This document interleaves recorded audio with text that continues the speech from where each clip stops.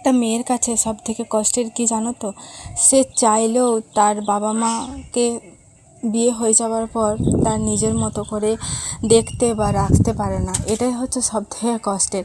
এমনভাবে সংসারের মায়ায় এমনভাবে বাঁধা পড়ে গিয়েছিলাম যে বাবা যে এতদিন ভেলুরে ছিল, আমি বাবার কাছে ভেলুরে তো যেতে পারিনি।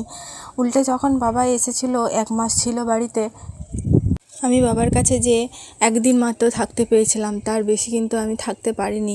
কারণ আমার হাজব্যান্ড চাকরি সূত্রে বাইরে থাকে, আমি হাজব্যান্ডের সাথে থাকি, আর আমার বাচ্চা খুবই ছোট। আমি বাবার কাছে যেয়ে সেরকম কিছু বাবার সেবাও করতে পারতাম না।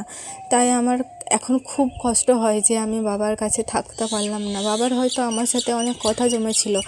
যে মানুষটা সারা দিনে 3 থেকে 4 বার আমাকে ফোন করতো, ভিডিও কল করতো তার নাতিদেরকে দেখার জন্য, আজ 7-8 মাস হয়ে গেছে তার সাথে কোনো কথা নেই। মানে তোমরা বুঝতেই পারছো মা, আমার কতটা কষ্ট হয়।